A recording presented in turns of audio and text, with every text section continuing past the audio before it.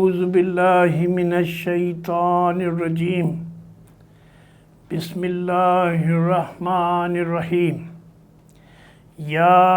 ایہا الذین آمنوا لا تأکلوا الربا اضعافا مضاعفة واتقوا اللہ لعلکم تفلحون واتقوا النار التي أعدت للكافرين وأطيعوا الله ورسوله لعلكم ترحمون وسارعوا إلى مغفرة من ربكم وجنة أرضها السماوات والأرض أعدت للمتقين الذين ينفقون في السراء والضراء والكاظمين الغيظ والعافين عن الناس والله يحب المحسنين والذين إذا فعلوا فاحشة أو ظلموا أنفسهم ذكروا الله فاستغفروا لذنوبهم ومن يغفر الذنوب إلا الله وَلَمْ يُصِرُّوا عَلَى مَا فَعَلُوا وَهُمْ يَعْلَمُونَ أُولَئِكَ جَزَاؤُهُم مَّغْفِرَةٌ مِّن رَّبِّهِمْ وَجَنَّاتٌ تَجْرِي مِن تَحْتِهَا الْأَنْهَارُ خَالِدِينَ فِيهَا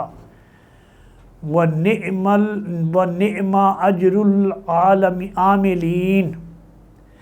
قَدْ خَلَتْ مِن قَبْلِكُمْ سُنَنٌ فسیروا فی الارض فانظروا کیف کان عاقبۃ المکذبین۔ شروع اللہ کے نام سے جو بہت مہربان اور نہایت رحم فرمانے والا ہے۔ سورہ آل عمران کے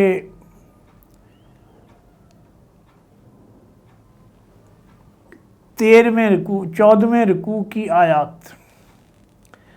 فرمایا اے لوگو جو ایمان لائے ہو، بڑھتا اور چڑھتا سود کھانا بند کر دو،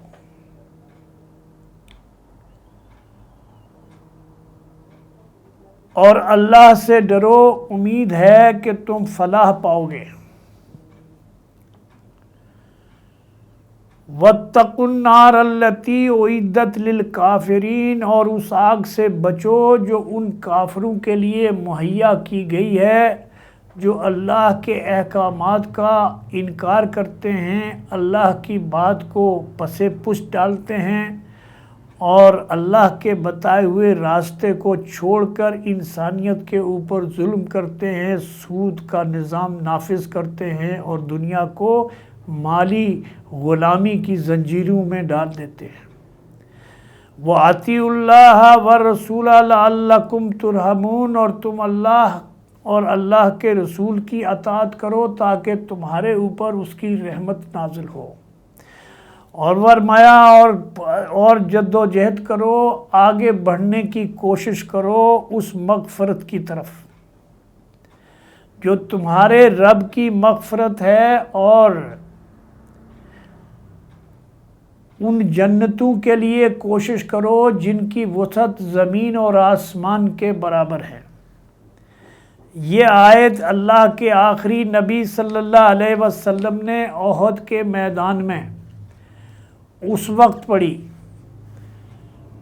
تو اس وقت ایک صحابی ہیں جو اپنے ہاتھ میں ایک کھجور لے کے کھڑے تھے اور اللہ کے نبی صلی اللہ علیہ وسلم کی آواز ان کے کانوں تک پہنچی، تو وہ کھجور منہ میں ڈالا ہی چاہتے تھے کہ ان کو یہ خیال ہوا کہ وہ اللہ کی پاس کی جنتوں میں پہنچنے کے لیے جو ٹائم ہم کھجور کھانے میں ضائع کریں گے، وہ گویا وہ اپنی طرف سے اس میں جو ہے وہ دیر کریں گے۔ تو اس کو دیکھ کر اللہ کے اللہ کے جو بندے تھے، یہ سننے کے بعد انہوں نے کھجور پھینکی اور اللہ کے حکم کے اور اللہ کے رسول صلی اللہ علیہ وسلم کی یہ آیات سن کر کہ وہ جنتیں ہیں۔ نبی صلی اللہ علیہ وسلم سے پوچھا کیا واقعی جنتیں اتنی بڑی ہیں جتنی آسمان اور زمین کے برابر ان کی بڑائی اور لمبائی اور چوڑائی ہے؟ تو وہ دوڑ پڑے اور میدان جنگ میں صفوں میں گھس گئے اور لڑتے ہوئے بالآخر شہید ہو گئے۔ تو فرمایا ہم نے یہ جنت جو ہے وہ ان لوگوں کے لیے، ہم نے یہ جنت ان کے لیے مہیا کر رکھی ہے جو اللہ سے تقوی اختیار کرتے ہیں، اور یہ لوگ وہ ہیں جو ہر حال میں اللہ کی راہ میں خرچ کرتے ہیں، خواہ خوشحالی میں ہوں یا تنگ دستی میں ہوں، اور وہ لوگ ہیں جو غصے کو پی جاتے ہیں، دوسروں کی غلطیوں کو معاف کرتے ہیں، اور جو قصوروں کو معاف کر دیتے ہیں دوسروں کو، ایسے نیک لوگوں کو اللہ بہت پسند کر دیتا ہے۔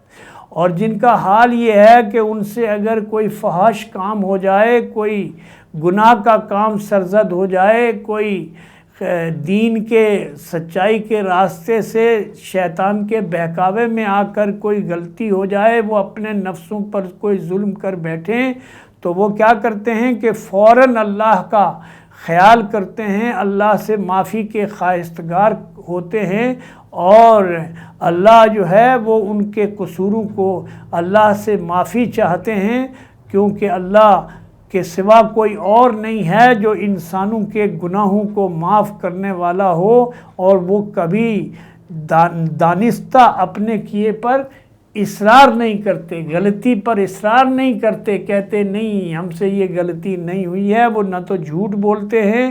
اور نہ ہی اپنی غلطی پر جم جاتے ہیں۔ آج اگر آپ مسلمان امت میں دیکھیں تو کوئی آدمی اپنی غلطی ماننے کے لیے کبھی تیار ہی نہیں ہوگا، اور اگر غلطی کرے گا تو وہ دوسرے سے کہے گا تم نے تو یہ غلطی کی ہے۔ لیکن یہ مومنوں کا یہ طریقہ نہیں ہے، اللہ سے ڈرنے والوں کا، اللہ کے اوپر ایمان رکھنے والوں کا یہ طریقہ نہیں ہے۔ ان سے اگر کوئی غلطی ہوتی ہے، کوئی گناہ سرزد ہوتا ہے، تو وہ نہ صرف یہ کہ اس غلطی کو، اس گناہ کو مانتے ہیں، بلکہ اللہ سے اس کی مغفرت کی، اس کی بخشش کی دعا مانگتے ہیں، اور وہ اللہ سے ڈرتے ہیں، اور کیونکہ اللہ کے سوا کوئی اور گناہوں کا معاف کرنے والا نہیں ہے، اور یہ جو ہے جان بوجھ کر اپنی غلطی پر اصرار نہیں کرتے۔ ایسے ہی لوگ ہیں جن کی جزا ان کے رب کے پاس ہے، وہ ان کے گناہوں کو معاف کر دے گا اور ان کو ایسی جنتوں میں داخل کرے گا جن کے نیچے نہریں بہتی ہوں گی، اور وہ ایک دو دن نہیں، ہمیشہ ہمیشہ اس کے رہیں گے۔ اور کیسا ہی اچھا بدلہ ہے اللہ کا نعمتوں کی صورت میں، ان اعمال کے بدلے میں جو ان کو ملا ہے۔ اور تم سے پہلے بہت سے لوگ گزر چکے ہیں، زمین پر چل پھر کر دیکھو ان لوگوں کا کیا انجام ہوا ہے، جنہوں نے اللہ کے ساتھ سرکشی کی ہے، اللہ کے رسول کی باتوں کو، اللہ کے رسولوں کی باتوں کو نہیں مانا ہے، اللہ کی کتابوں کی توہین کی ہے، اسے پسے پوچھ ڈالا ہے، تو ان کے لیے ان کے ساتھ اللہ نے کیا سلوک کیا ہے۔ زمین پر چل پھر کر دیکھو، تاریخ اس بات کی گواہ ہے کہ دنیا میں بربادیاں ہوئی ہیں، قتل و غارت گری ہوئی ہے، اور ان لوگوں نے جن کو ہدایت اور